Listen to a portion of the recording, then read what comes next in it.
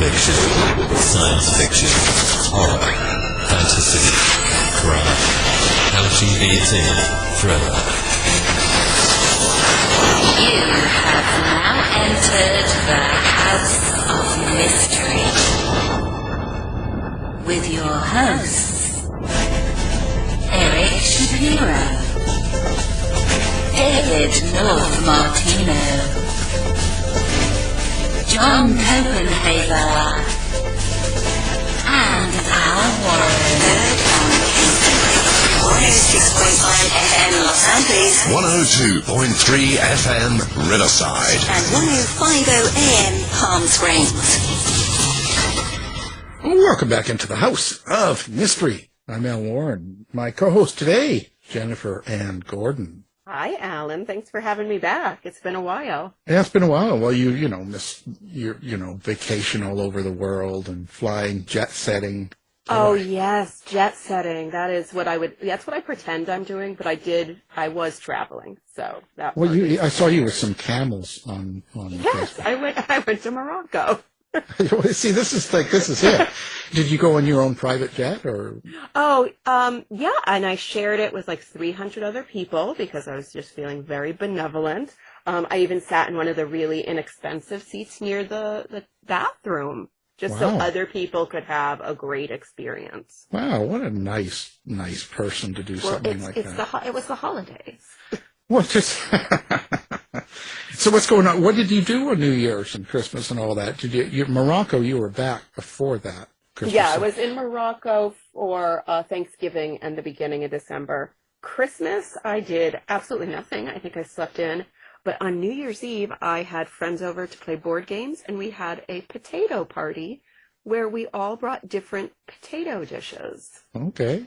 Well, that's interesting. It seemed like a really good idea when we were just laughing about it in theory, and then all of a sudden we just had so many potatoes, like potato soup. I made little mashed potato flights, all different types of mashed potatoes, yeah.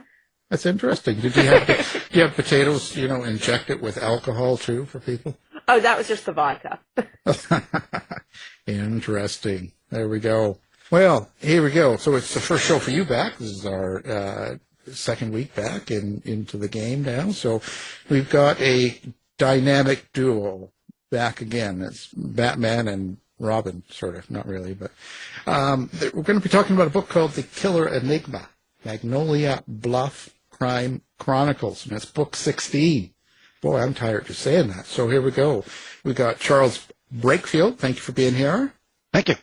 And Rox Burkey. So thank you for being here. Oh, thank you so much for having us, Alan. Oh, it's a pleasure. It's a pleasure. So, guys, what kind of crime do you get into over the New Year's and holiday season? I'm under a non-disclosure for those kinds of questions, Alan. You should have addressed that, Charles, before the show when we said, is there anything we can't talk about? Yeah. Now we're intrigued. We got the police records here and pictures.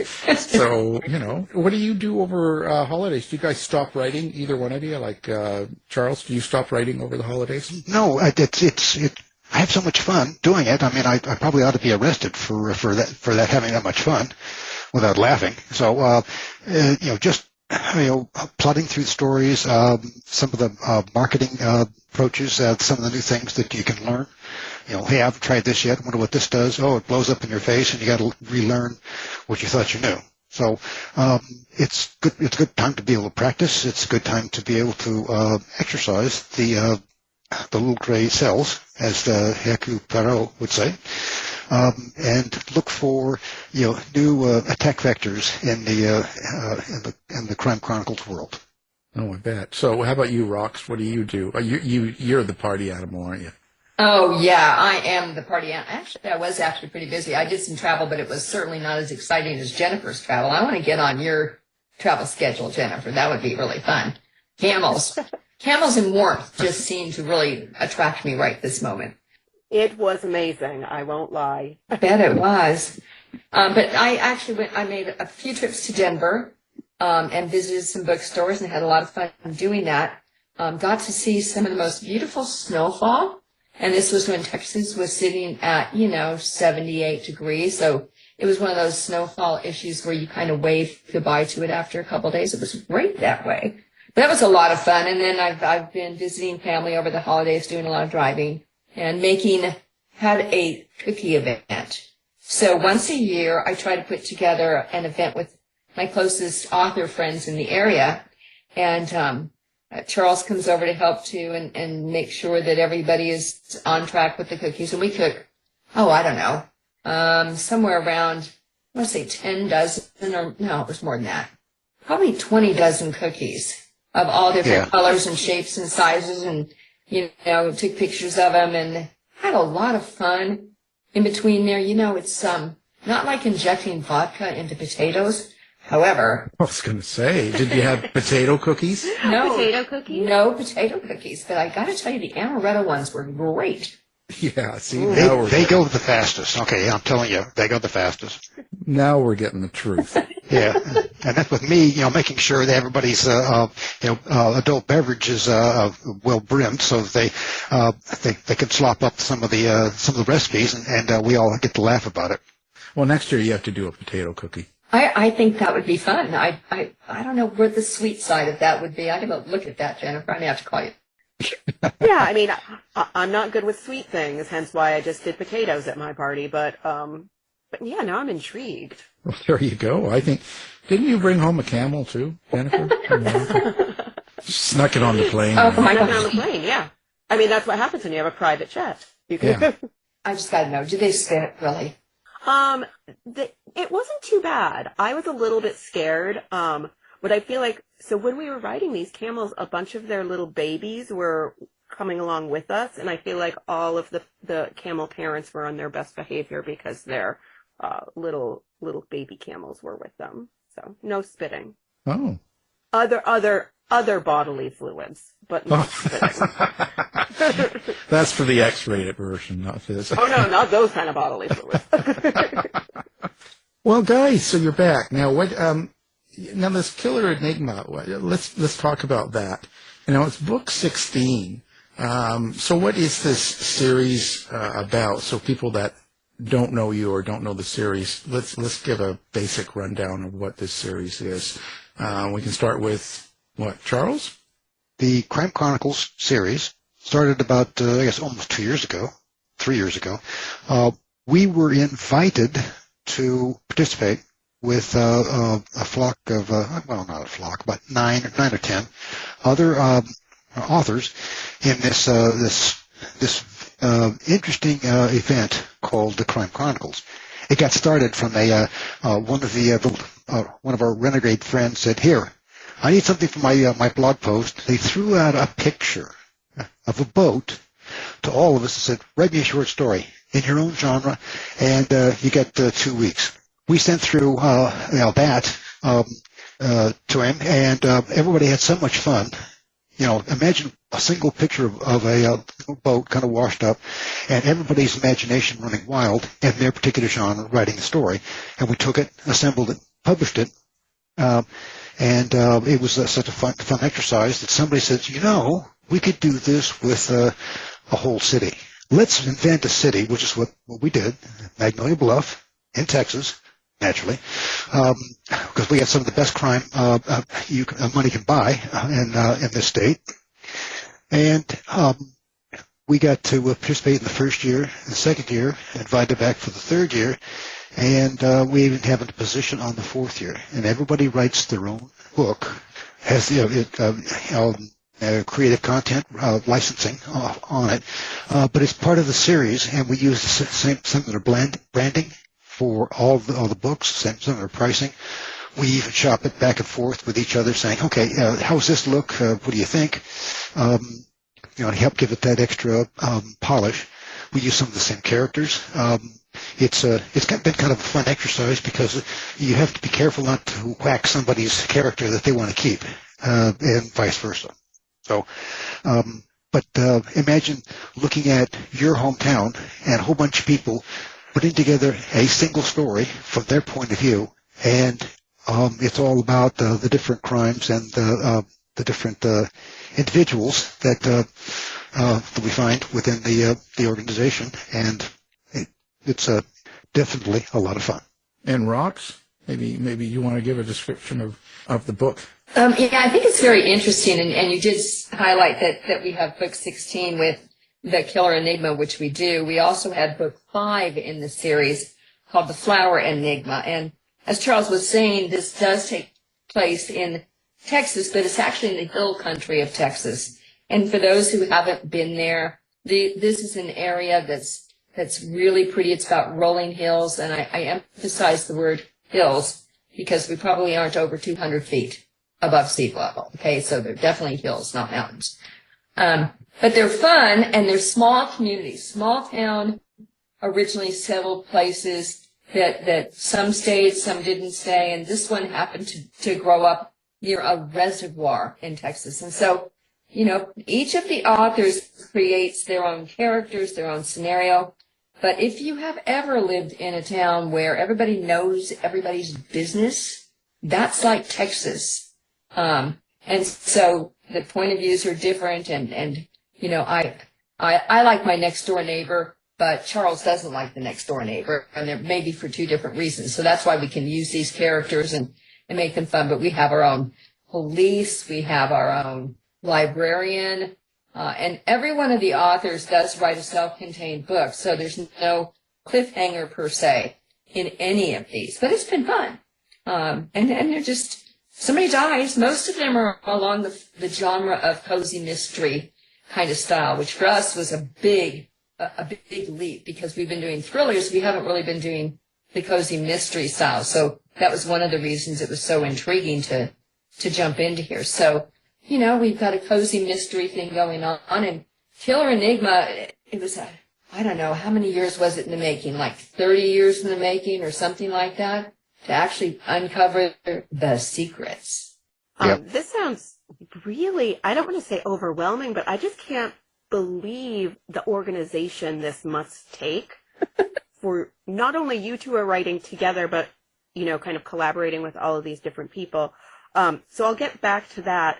I want to talk a little bit about the whole cozy mystery thing, because when you said that, like, my ears perked up. Mm-hmm. Because I don't know, like, how did you go about creating a cozy mystery vibe in this whole, like, techno thriller way that you're used to writing? Like, was that difficult? Did you have to start engrossing yourself in cozy mysteries? Were you watching Murder, She Wrote? Well, fortunately, I don't watch TV. I'm one of these rare people that I don't watch TV. If I have free time, I write. But I do read a lot, and I review a lot of books across a whole myriad of genres. And so many of the authors that are in here actually started with cozy mysteries.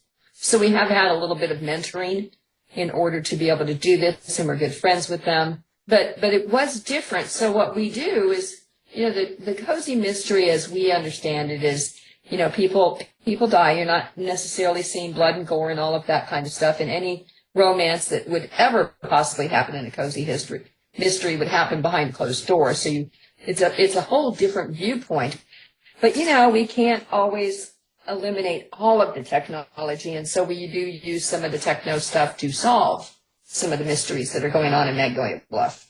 Well, and we did get, to be fair, we did get a good hefty taste of mysteries in all of the our techno thrillers, because it always looked like how is this happening? Why is this happening? And it's those are events, and we've had I think I'd like to say good practice in the thriller series of mysteries, but taking them into a particular town with a particular point of view. And to be able to have it shoehorned nicely into the cozy mystery series, I think we've had good success being able to obey the rules for cozy mystery and have fun with some of the technology. Way kind of very in the background, not spending a whole lot of time on it, but always drawing up on it when it's necessary to be able to solve a crime. What when you take the small town kind of feeling and stuff, Mm-hmm. What do you think, like, the difference is? Of course, it's obvious, but when you're writing, how do you capture that feeling for someone that's never been to a small town or lived in a small town? I guess I should say they never grew up. So what kind of elements do you have to add just to make sure people kind of get it? So we decided that we would have some of the elements that we see in small towns in Texas, because we're in, so it makes it a little easier from that perspective. But most of the small towns that have survived, they know everybody. They sometimes have a square, a town square where you have a clock and you have a couple of major, and I say major in a very tongue-in-cheek kind of way, businesses that have survived for a couple of generations, perhaps. They're not huge. They're not desperately powerful. They have festivals to celebrate almost everything on the planet just because they want to be able to get together. They have picnics. They go to church. But each person has their own, idiosyncrasy. So we chose that our visitors to Magnolia Bluff went to a bed and breakfast. And the bed and breakfast is, they cook their own food in the morning. They have maybe 10 rooms that they're offering to guests as far as overnight kind of stays. And they know everything about everyone, kind of like, listening to a phone call. It's like they're always listening or telling somebody. Yeah, one of the enigmas about it is that they say, they don't say, oh, go to the hardware store. They go to Bill's place. Go to, instead of going to the library, go see Caroline. They all know who that is or where that is as soon as you say who, because they have that kind of identity with the people and the business that they're referring somebody to. And so it's when you don't call the police, you call Tommy Yager. Those are the kind of subtleties that you don't get in a big town, but it's ingrained in the small town. So you want to know about potatoes, and you go to Jennifer. She does all that. Jennifer would be perfect in there. You're going to have a new little business called Jennifer's Taters. Yeah, Jennifer's potato parties. I could be a potato party planner. I love, I think books and TV shows and movies set in small towns. I'm so fascinated by it. Growing up maybe on Twin Peaks, and I read Peyton Place when I was too young. I just love that every small town has a million little stories brewing right underneath. Is there kind of like a soap operatic feel to any of these cozy mysteries that you've been writing? I think to kind of a degree, Jennifer, you're spot on. Because everybody wants to know what everybody did and why they did it, and who went out with somebody or who killed somebody and why would they kill them, and oh my gosh, that happened in high school and they did what? I mean, that kind of judgmental kind of attitudes that you get with, like you say, the little small town soap operas or places. Peyton Place. I live in a small town. I get it. and see, that's the beauty of this, is because a lot of people do live in small towns, not in Texas. But there are elements of this that I believe bring readers into the story, because even if you don't know Lily personally, you know somebody like her if you've been in your location for a number of years, because you get acquainted with people. I mean, at one point we have Lily calling 911, and she barks into the phone, and there's this disbelief. I won't go into all the portion of it, but she snarls at it and says, "Robert, don't use that tone with me." She already knows who she's talking to. She already knows when she calls 911, it's Robert. He's the one in the that's usually answers the phone for this city, this municipality. So they know each other. They're well plugged in. They know each other's foibles, and that's sort of the fun exercise of teasing that out during the story. As you get to the part where it's like, we have a dead body? Really? Who did this? Well, so let us find out now. Who have you used in real life in this? I was going to ask that. I was like, and how many of these people are based on your writer friends that were at your cookie party? Yeah. Well, I don't know how you couldn't, because how couldn't you, in a sense, because if you're in a really small place and there's only so many people, I don't know how they couldn't creep into these books when you're writing it this way. So elements of them certainly do. We actually have one of the authors at the cookie party, And she had 5 groups of friends that she went out with, and they all wanted to buy 4 parts in her next book in this particular series. So there are elements of people that we know, and of course, they're still under non-disclosure. Charles said that up front, where we can't talk about who they are. The truth behind the fiction. Yeah. The most popular place in town, though, can you guys guess that? Because I mean, it's kind of stunning if you think about it. The hardware store. No, it's the cemetery. It gets the most business. I should have guessed that. My horror credentials are going out the window. I know, Jennifer. I thought you'd have it. I should have gone with my instincts. Well, so now, okay, what is a techno thriller when you talk about stuff, and how do you? I'm guessing I kind of know that there's some technology aspects. So how do you know what to incorporate in something like that? So in the cozy mystery, we use the technology knowledge that one of our characters has, one of our protagonists has, JJ, to specifically help identify different things in a much faster manner, and in working in conjunction with the police. And so that's how we leverage the technology in the cozy mystery. In the thrillers, then it's much more involved and much more, lots and lots of technology, high-tech stuff, on the leading edge being used and leveraged into the different stories. But there's still a certain amount of satellite communication and access to volumes of data to help sift through and find historical information or deeds of records, which is part of what that particular story was. How did all of the original foundational problems transfer? And it's because there is so much data out there. If you have access to data and you know how to go through it, you can get answers pretty quickly. So I think that's how we leverage the technology or the techno aspect in this book. I don't know, Charles, can you add on to that? It's more the amount or the how deep the technology threat is. Now, in the techno thrillers, basically it's an easy one to be able to describe is ransomware. All right, who's launched this? We're being held hostage. Quick, I need help. Freeing all my technology from the grip of this ransomware. And that might have a greater flavor in techno thriller.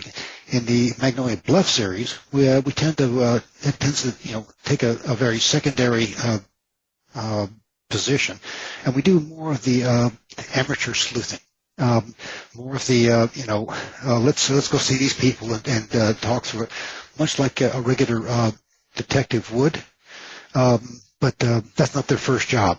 Their first job was actually trying to have a getaway weekend, rediscover the romance, and they step into a crime that's like, they can't walk away from because it looks like, it's their fault. So, they need a certain amount of clarity from the situation. They want to be able to help solve a 30-year-old mystery. And if they use a little bit of technology to be able to do that, that's okay too. And so when you've got the two main characters, JJ and Joe, how do you write that with two of you? Like, does one do one character, one do the other, or do you just both collaborate on the characters? I love this question. Thank you, Alan. That's one of my favorites. No, we do collaborate on the characters. Characters have certain attributes to them. Girls are different from boys. But we don't write specifically from one character to another. We write a chapter at a time. So he'll write one chapter, I'll write something else. And based on the outline of where we want the story to go. So we divide it by chapters. Then we exchange it to make certain that the flavor of the dialogue, the flavor of the actions are suitable for a guy or a girl. And that's worked very well for us because he'll come back and say, there's no guy on the planet that's going to say it the way you said it. And so then we change it. And the same thing goes true, even though he's got daughters. Some of the girls' language is very different from what he says sometimes. So we smooth it so it sounds like a single voice. And it's hard to tell who writes which portions. And one of the best compliments we get is when somebody says, So which one of you wrote this? And the answer is always yes. Because one, we probably don't know who actually wrote that line anymore. It's been through so many versions. Well, we know Charles writes for the female character. Heck yeah. Well, then it has to be edited so that it sounds like a female actually wrote it, said it. So, full disclosure, there it is. So how long have you two been collaborating like this? And so that's one question. And I also, when you said you exchange chapters, are you writing the books chronologically, or do you kind of vie for like, oh, I know in chapter 20 this is going to happen and I want to write it right now? So how long have you been doing this, and then the process itself, chronological? Okay, you wanted me to take that one, Roxanne? Go right ahead. All right. So to answer your question, how long we've been collaborating like this on writing? Since the first part of this century. Oh, no, not again. Yeah, she hates it when I do that. It cracks me up, think about that. So we were doing tech manuals before we hit on the, or she hit on the idea. After I got irritated with the having to rewrite the technical manuals. She, hey, let's short circuit this. Let's just do fiction. We'll do fiction and we'll bake in some technical goodies, and that way you can do the propeller head thing that you love to do, Charles, and we'll tell stories that are engaging and satisfying. And so that's been pretty much the way that we've been working. It's probably close to 15 years in the fictional area is probably the best way that I can categorize it based on the instant message window I got from Rox. And so there's that extra reminder of for things I forget. But how do we do these kind of chapters? Are there some chapters that just spring to life? I do not recall how many times I've woken up from a power nap or come up from before breakfast. Like, I know that chapter that I'm going to write. I don't know where it's going to end up. I never think in terms of where number Jennifer, chapter 20. It's like here's an event, here's a part of the story I know has to be plugged in at some point. And that's where the creativity of Madame Burkey comes in. She goes, I know. And she says the most terrifying 4 words in her vocabulary. I have an idea. So, Rox, you have to tell us what when Charles writes a really bad character chapter, how do you tell him?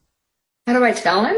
I don't. I just keep moving it in the story, or I cut it. I was going to say, can you just delete it and say, oh my gosh, something weird happened with my computer? You probably can't get away with that because you guys know technical things. Yeah, she sent me a picture of the delete key. Okay, that's what I get. No, come on now. No, but I will. If it can be leveraged, writing is interesting. If you sit down and you write something every day, sometimes it's not going to be in your book. It might be in a blog. It might go here. It might go there. So I have this little glass half full belief that you save that nugget for some point in time. And so if it can fit into the book, if it's never that bad. He's a very good writer. So it may move on to a further place. There was one instance in one book where he wrote a chapter, and it started out that he gave me the chapter when we were like on chapter 6. It finally found its home in about 54. Wow. It's just, want to see if there was some fighting going on here. We want some gossip and... We want drama. No, we rock, paper, scissors. Oh. Just lie to us. Lie to the listeners. We're not lying. I mean, she wins whenever it comes down to that. Okay, I want this. I want that. All right, rock, paper, scissors. I have never won a rock, paper, scissors competition with her ever. So when it comes down to that, okay, whatever you want to do, move it off. I'll hit the delete key if you don't like it. Fine. Wow, there you go. But okay, so listen. So what do each of you get out of writing? Like, what is it that does it change you, or do you kind of have some growth when you write through your characters like this?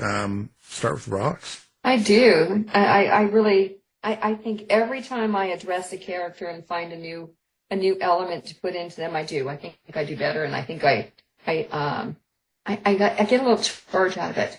It's like, wow, I finally got how I really wanted them to behave, or how I really thought, or they tell me how they want to behave. But mostly I think it's just that I finally get my head screwed on the right way and it works. But I like it because it gives me a chance to explore differences in a way I can't do it in just regular work. I mean, people think you're pretty weird if you do it that way, but in a book, you can get away with it. And Charles, what about yourself? A lot of what'll happen to me is that I'll sit behind the sunglasses of that character and just, okay, here's the surroundings, here's the event, here's the circumstances that they're. How would I that particular scenario? And sometimes I get to cranking on it, and the character will tell me, no. I want to take the story this way, not the way that you're doing. And so it's that aha moment of like, oh, it's teaching me something. And so it's a exploration, it's a discovery. Sometimes it's fun, sometimes it's a little spooky, because it's like I'll come up with something that Rox will say, oh wow, this is better than usual. Let me see what I can do with it. And that's always very gratifying. So those were events with I'd like cultivating those the most.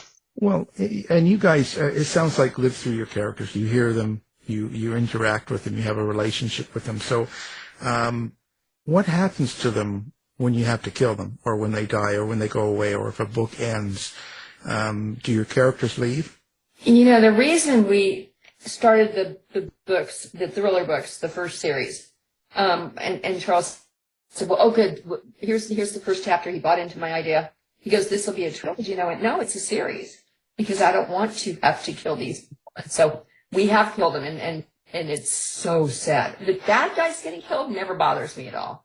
But the good guys, the good guys dying, stop. It's like losing a friend. It's like losing a family member. We actually had to back up on a character that we had a strong affinity to, and we at first thought, well, let's go ahead and whack her, and we got to it, like read through it, and like, no, do something else.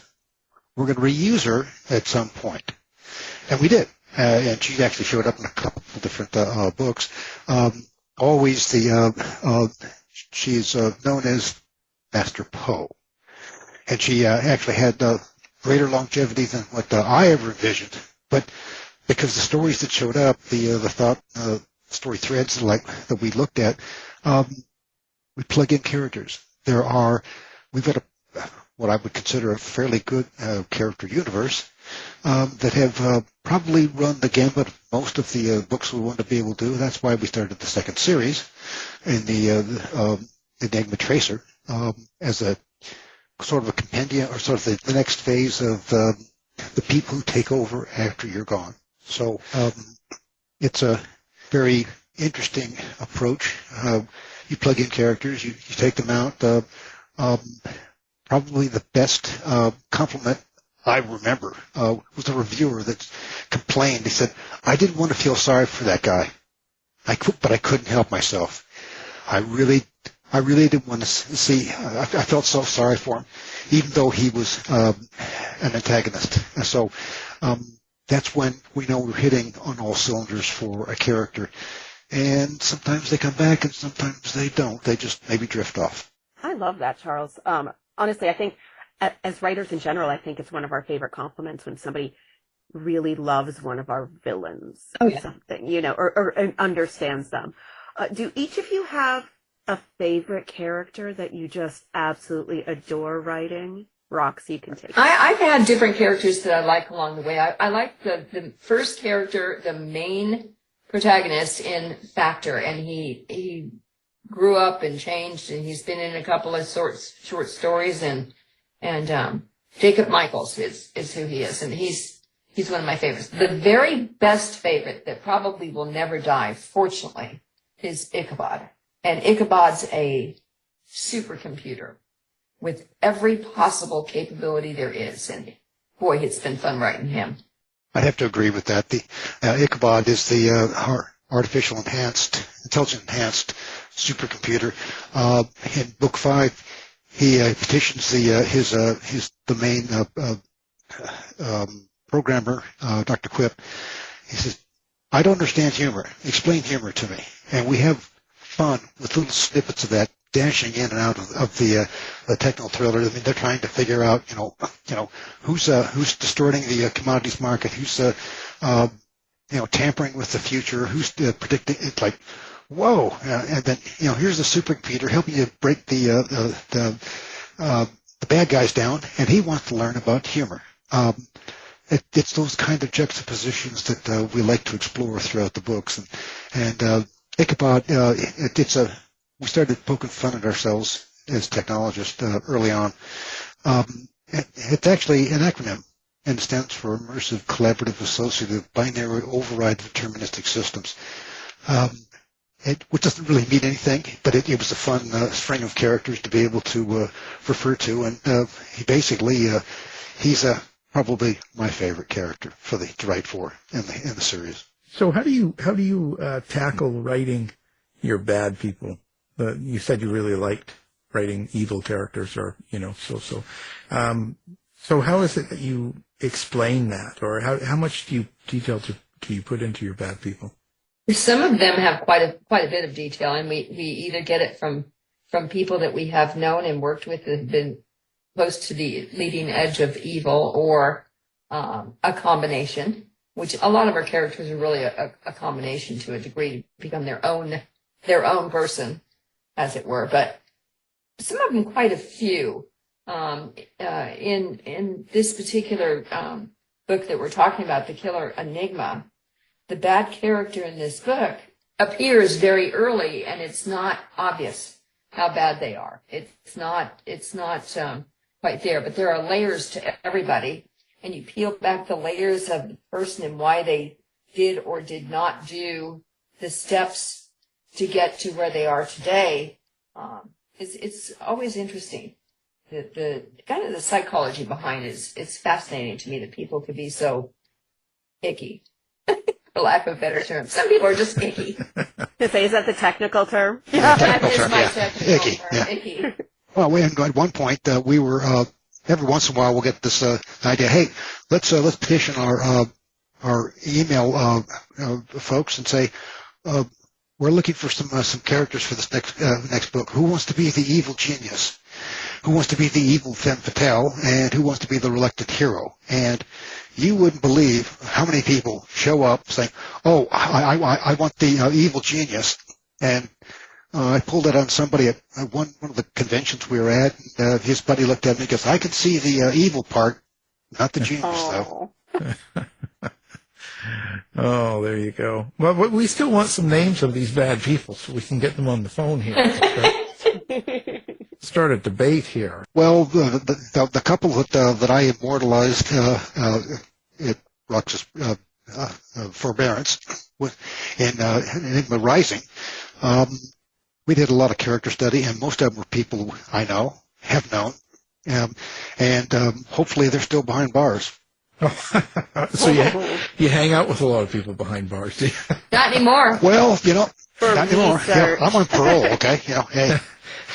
Well, there you go. See, we're getting the detail here. I want to know. So, what is it that, when you're doing a book like this, what is it you hope people will take away from the book? So, I pick it up, take it home, read it. What is it? Is it pure entertainment? Is that it, or do you have some sort of subtext or meaning?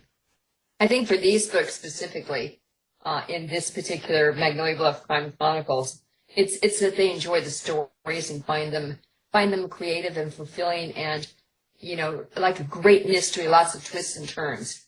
The techno thrillers, there's always been a hidden message of people taking care of their security in dealing in our connected world. And there's different little things in there without writing a textbook for them, without delivering a class in college. Just kind of take care of yourself a little bit. But no, the mysteries are different from what I want people to get out of. What do you want, Charles? What do you want people to get out of? I want them to close the chapter, close the book, and say, "What a great story."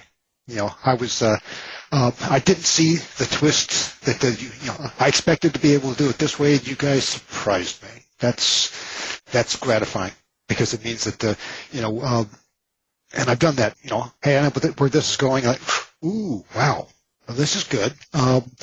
They outthought me, and that's, that maybe that's a bit, vanity on my part, thinking I can outthink other people, but entertaining them, giving them that here's a chance to be able to escape mentally, and and enjoy something that's basically risk-free. If it gets too intense, just close the book and pick it up some other time. Well, so speaking of the connected world, do you guys are you guys interacting with social media a lot, website, all that? Do you like readers to find you on social media and communicate, or? Absolutely, we do, and so Enigma series is pretty much the way to get a hold of us, even with these cozy mysteries. And the website, enigmaseries.com, will have samples of free things, mailing lists, downloads, even some ways for people to protect themselves. Simple things like, I know it's going to seem obvious, but a lot of people still don't know how to do passwords and why you have to do them. And the fact that you don't tape them under your keyboard. You just don't. Oh, you don't? No? I have mine written on a little notepad that's just next to my desk. Now everybody knows. Exactly.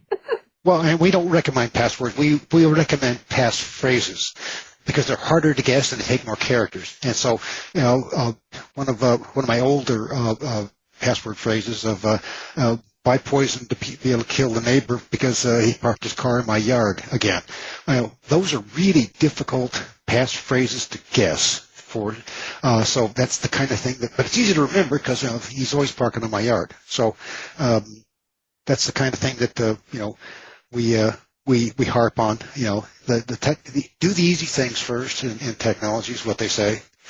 And that's what we capture, but we do give some good, credible tips and recommendations for protecting your online internet security.